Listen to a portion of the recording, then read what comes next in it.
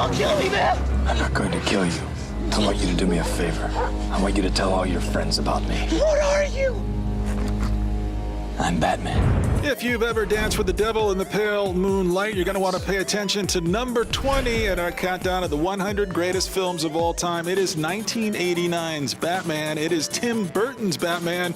And I know that number 20 makes Victor Lucas very happy. It really does, especially in 1989. A younger version of me went to the theater with a little trepidation. I was a little concerned that this was going to be a cheeseball, campy, slapsticky Batman. Tim Burton, I think, had come off of Beetlejuice. I was a little apprehensive about the casting of Michael Keaton as my favorite superhero, but boy, all of my concerns were wrong because this was a super fun film, partially because of Keaton, I think, overhandling the role of Bruce Wayne and Batman.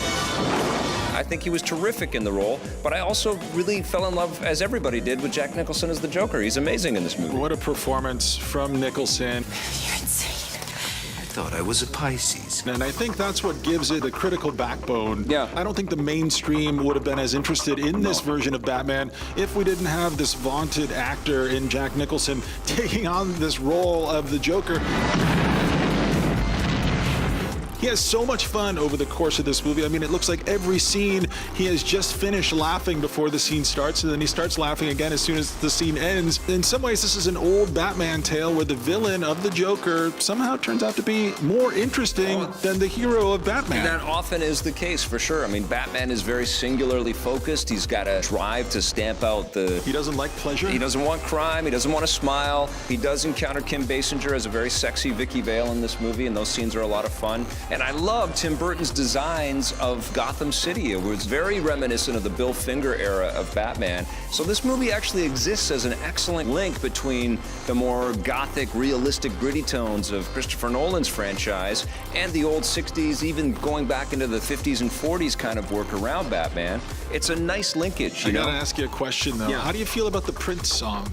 I actually loved the Prince music in this movie because I was a big Prince fan, and I think that was another reason why this movie was so populous. I did not like the Prince song. I find it to be pretty terrible, but I do like Danny Elfman's score for the film, and I liked his score in the sequel 1992's Batman Returns. I also love that movie. Which has a very different kind of female presence. I mean, Vicky Vale, Kim Basinger's character in the first movie, was pretty passive. Yep. But here we've got Selena Kyle, played by Michelle Pfeiffer, who of course turns out to be Catwoman. The best one so far. Be gentle, it's my first time.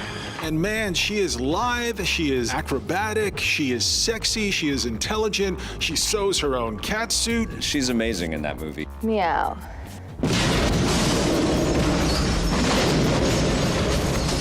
She is my Catwoman for sure in Batman Returns. And unbelievable casting with Danny DeVito as the Penguin. That's just perfect right there. And you know what? It didn't feel like villain overkill, even though it could have been. Yeah, for well, sure. you know, he starts off with... Walken's in Batman Returns as well. Yeah, there's so many people who are just fighting over the scenery to chew up in this thing.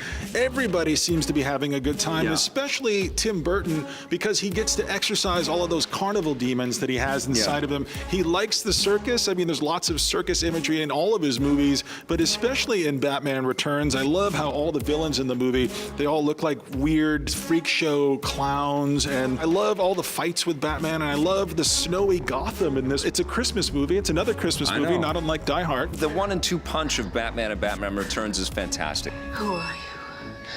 Who's the man behind the bat? I think it was in the first movie when he's flying in the Batwing and he flies it up to the full moon and it pauses just for a half second in front of the moon and then it just soars back down to Earth. Iconic. It is. And that Batmobile was iconic. Get the car. Which one? We've hardly talked about Michael Keaton and his incredible... I didn't even know he had such a square jaw, but he really inhabited the role of Batman. Once he put on the suit, totally convincing.